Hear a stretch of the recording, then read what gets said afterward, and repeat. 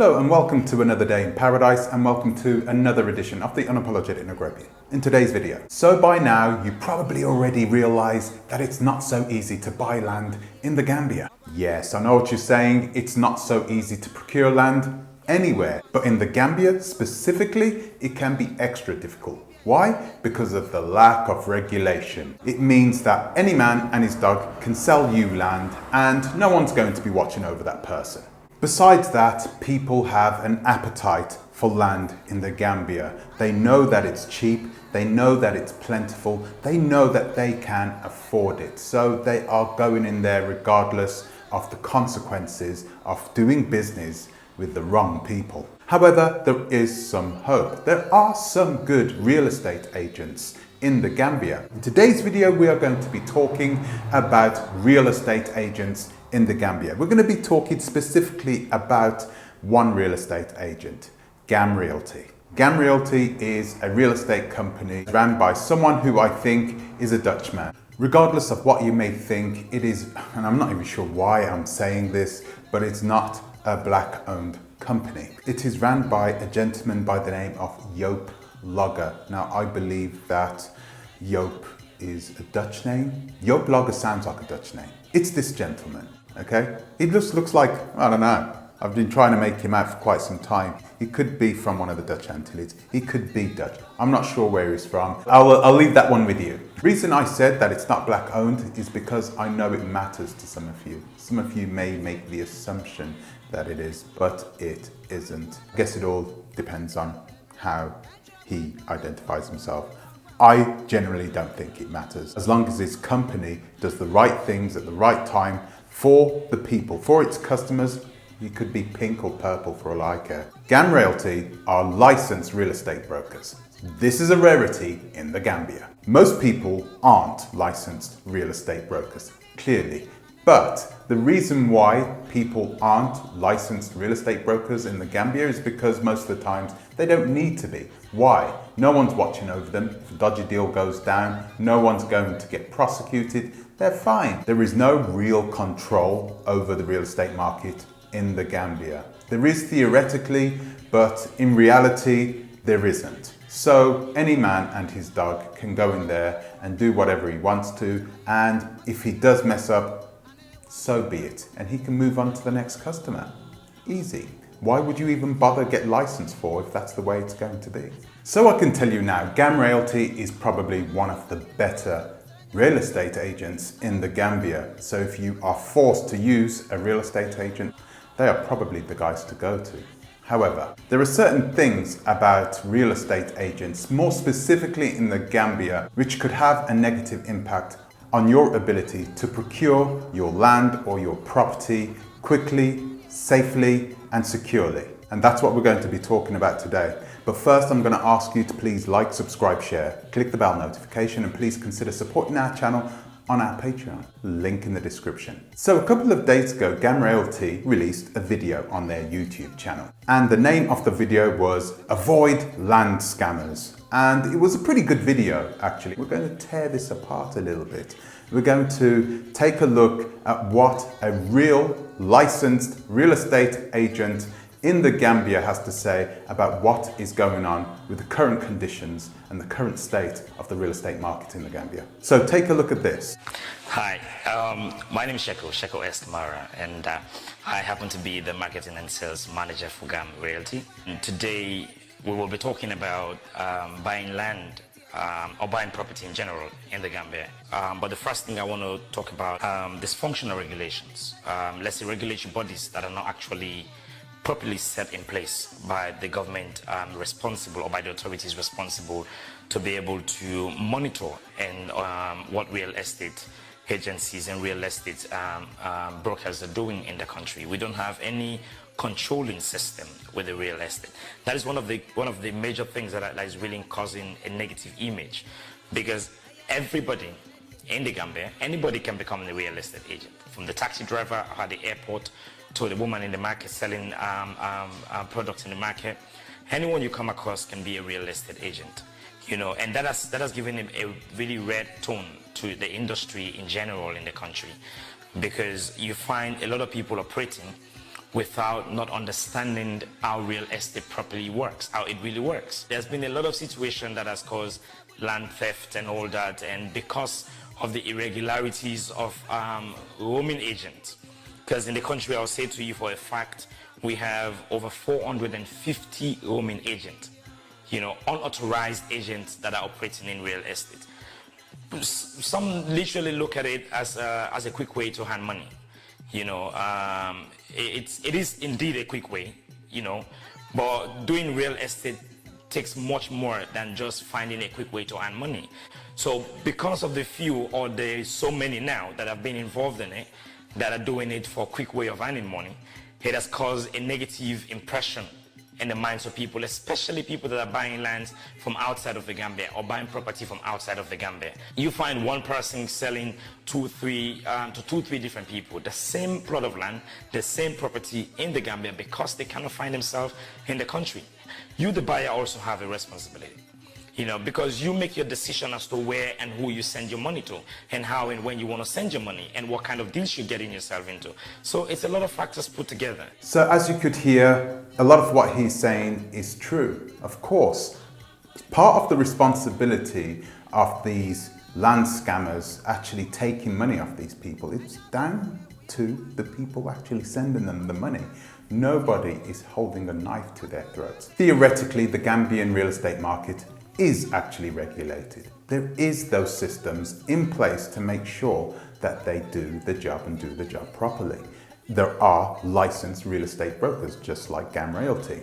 They do exist, but for some reason, these unlicensed brokers seem to be getting by doing whatever they want, and nobody seems to be batting an eyelid. In this part of the video, he speaks about what to avoid when looking for a real estate agent. The first thing, you need to avoid dealing with roaming agents or unregistered businesses that are running real estate in the country, because you cannot operate a business in the Gambia without registering the business. Make sure you avoid dealing with unregistered businesses. A genuine company must have either a Facebook page or a website. Check their presence online. How do they operate their business? What do they have online to offer? What are the services that they offer? If you cannot find them on Facebook, you cannot find their website, you cannot find the services they offer online, that to tell you it's a red flag. That to tell you you're treading into a dangerous zone. Equally, every registered business should have a bank account. If the individual you're dealing with or company you're dealing with is claiming to be a real estate company, a registered business in the Gambia without a bank account, that is another red flag. Don't send your money using Western Union, using APS, using MoneyGram. Even if you want to do that kind of transaction, first of all, identify that this business have a registered bank account in the Gambia before dealing with them. Now, we need to break this down because part of what he says is not quite true. There are a lot of scammers out there. There are a lot of scammers who have websites, who have Facebook pages, who have Instagram accounts, who are easily reachable. They do exist. Or because they have an online presence, it doesn't mean they are not scammers. Avoid sending your money to individuals or companies if you have any doubt.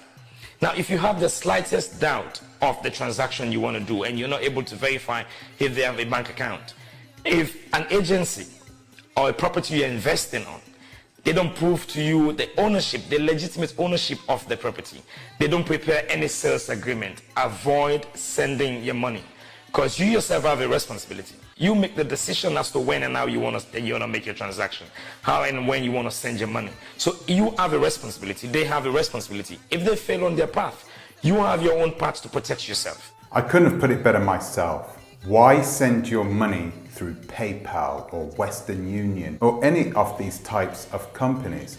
You should protect yourself at all times. Yes, it's so much easier to send your money via PayPal or via Cash App because it could just happen really quickly and you have some form of ledger saying that you paid it to this person. But the reality is this: if you have paid it to a PayPal account and that PayPal account is a private PayPal account, then you could be in trouble because that money is not insured in any type of way. If it's paid to a PayPal account, which is private, you need to pay it to a PayPal account that is registered to a company, because there are a lot more regulations and there are a lot more tests and a lot more scrutiny done by PayPal when it comes to companies registering one of their business accounts with PayPal. The number one rule when it comes to paying money online: do it safely, do it responsibly. It's your money, remember that. And clearly making sure that you have a registered bank account. If the company that you are dealing with has a registered bank account that is registered not in person's personal name, but registered in the name of the company, it needs to be a business account. That's when you know that that company has some real meaning, that it is registered. This is how you know this is a real company and not just some dude who is selling the land but doesn't have any means of backup if things go wrong. Property types in the Gambia, or land types in the Gambia. Freehold is simply a permanent or absolute tenure, and by tenure I mean a term of ownership. And with freehold, you have an indefinite term of ownership where you are allowed as the owner to dispose of it as and when you feel, as it works for the other types of properties as well. But freehold does not have a term period on it like you will have with leasehold. That's the difference there. Now with customary lands, these are lands that belonged to the indigenous settlers, the indigenous communities. That's why you cannot acquire a customary land without the approval of the alcalo, who is like the head of the community for which that land belongs. That's what makes freehold and customary a little bit different in that of leasehold. A lease has a term period. It is not indefinite. That's the major difference there between freehold, lease, and customary. Lease has a term period on it of 99 years, and it's controlled by the government. The government here acts like the landlord, as the landlord, whilst you are the tenant. For the 99 years, when that term period is finished, it has to be renewed. But with freehold or customary, it is indefinite. So there you have it. You have three different types of land. You have freehold, you have leasehold, and you have customary. The customary land, the land that is owned by the Akalos, by the chiefs. These are the people that make the ultimate decision on whether they are going to sell you their land or not. And they're not the most difficult people to persuade to give them your land for a small fee, let's say, or even for a favor sometimes. It's not difficult. They've got plenty of land. They're not really doing anything with it. And if it brings in development and brings in more money, then why not? They can feed themselves. They can have more jobs there for the people that live amongst the community there. Most Arcalos are pretty easy to manipulate. Acquiring ownership document depends on the type of property. It depends on the type of land, as we just explained. Now, let's assume it's a customary property or land you're trying to acquire. Now, you need to be very much aware of the fact that just buying a plot of land does not automatically make you the owner of the plot of land. You have to acquire all your documents according to the regulations of the authorities responsible, which starts from the level of the alcalo, or as we mentioned earlier on, is the head of the community where you're buying the land. You need to first of all have the approval of the alcalo. Then it goes on to preparing a sketch plan. It proceeds to you getting clearance from the Department of Physical Planning, which has to do with the Ministry of Lands and Country Planning. You need to have those clearances before you even get to the stage of doing your paperwork with the area council that is responsible for the area that you're buying the property from. Because with lease, you have to do it through a lawyer that will register your title deeds or your deed of assignments, as it's rightly called, with the rightful ministries, and you have to have a ministerial consent and all that. So it also has its own edicts. It also had its own challenges. It is really a gruesome process, and you need to be aware of it before you even invest in the land. And don't think that because you buy the land, because you just bought the land, so it automatically becomes your own. You need to acquire your documentation. That part, what he just said there, having the land bought already does not mean that you own the land. That was extremely important for you to hear, because there are a lot of people who believe they still own that land now. They believe that they own it, and they are chilling back there in the United States or in the UK or wherever they are, getting ready to get over to the Gambia so they can start building because they've got their land documents. But no, they are missing one or two things. And if they're missing these one or two documents, like what we spoke about last week, the capital gains tax certificate, if you don't have that, the land isn't officially yours. And of course, a lot of those types of certificates can be easily obtained. And I think we looked at capital gains tax as costing around between $300 and $500. It's not money that you should be spending because it should be always paid by the landowner. However, if you're in that situation, it doesn't mean it's the end of the world for you. But you just don't know. This could be higher. You don't know because you don't know what type of ownership structure that land was set in the first place. So it could take you a long time to get that sorted. It's not something you want to be dealing with after you've bought your land and now you're ready to build and now you're ready to develop it, but you can't because you're not 100% sure. But you can't develop it because you're not 100. But you can't develop it yet because you're not 100%. But you can't develop it yet because you're not 100% sure that you're going to have that land given to you 100%. So doing all the paperwork alone will cost almost about $40,000, just the paperwork. Not putting into context the individual or the expert that will be responsible to going through this gruesome process, because it's a very hard process. It takes from moving from one point to another, from one authority to another, from one office to another, from one negotiation sometimes to another. So it's a gruesome process. So it is just the paper alone is just $40,000, just getting the papers, and then the huge cost that comes again with the expert that will be doing it. So that's what it takes to acquiring your paperwork. Because sometimes even the lawyers, you meet some lawyers, they will charge you a certain percentage from the cost of which you're acquiring the property. So if you're acquiring the property of 20 or 30 million, sometimes they charge you 5 or 4% of that 30 million. That's what you're paying. So it has its cost. So you heard him for yourself. It takes almost 40,000 Delasi, that's around 800 American dollars, just to do the paperwork. That's without the legal fees. Crazy amount of money. When you first go into it, you think, oh, this land is only going to cost $5,000 or it's going to cost $3,000. But then the price adds up more and more and more as you go through the routine of getting the paperwork over and making it legally yours. And as you heard him right there at the last part there, he says that the lawyer, most times he takes a percentage. And I didn't want to plug oversight in here, but I'm going to have to. Our lawyers do not take a percentage. You pay them over a period of time. So you're paying us and it's all included in the price. You're not paying for the charges of your lawyer up front. You're paying it over a period of time.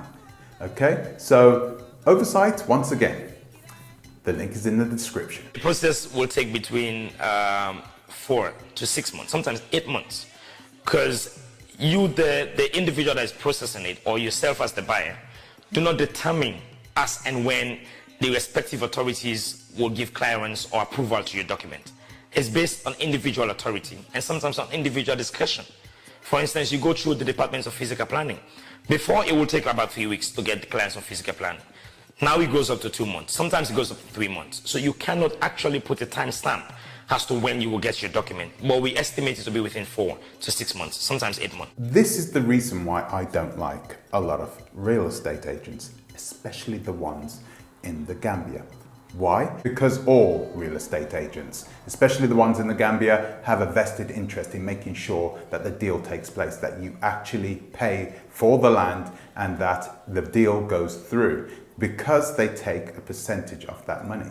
So they are not exactly neutral in the situation. A lot of them are not very liberal with the truth. So you have to be careful in this situation because you're dealing with people that want your money. They want you to pay for it. So they're not going to tell you everything. In this situation, you have to either ask the right questions or you can just go with oversight and we'll take care of that for you. Whoa, okay, so what do you mean you'll take care of that for me? What makes you so special, Oversight? What makes you think that you can do something that Gam Realty or another licensed real estate brokers with lots of experience can't do? Well, we're not better than them as real estate agents, but the reality is that our mechanism for getting you in that property, on that land, in that house is much more secure. It's much more based on you having control of the deal. As you heard him say, that it can take anywhere in between 3 months and 8 months, okay? That is a lot of variability. And he's trying to say that it's the system. It's the system, you know, there's nothing we can do, it's just the system. And we don't believe that. Actually, we know that this isn't the truth. We know that there are many factors, many mitigating factors as to why it can take a long time. And if you've ever done business on the African continent before, you'll know perhaps why it takes much more time in some cases than in others. You know, I didn't even want to say this, but if you've done business on the African continent, you know that blessings will help sometimes. And that is just the way they do business in Africa, in a lot of parts of West Africa, let's say. Okay, so, you know, you have to put your hand up sometimes and say, hey, that's just the way it is. You can't do much about it. I would strongly urge you to make sure that you go through the right people to take care of your land purchase or your property purchase. Don't just go with anybody. Go with these guys. So my final verdict is I've done some research into Gam Realty. They are the real deal. They're a good real estate company. They are good real estate agents. I have spoken to people who have used them and they have always had positive things to say about them. So I can't say anything negative about them. The only thing I can say is what I just said to you earlier. They are agents. They have an interest in making sure that you go ahead and you purchase the property regardless. So even if that piece of property has a very complex ownership system, they will push you into buying that property. And then afterwards, they'll put you through the system of making you the legal owner of that land. And that can take, yes, 6, 7, 8 months. So if you want to wait that long, go ahead. So ladies and gentlemen, things have changed in the Gambia. Things are now different because now you have options. Now you have a choice.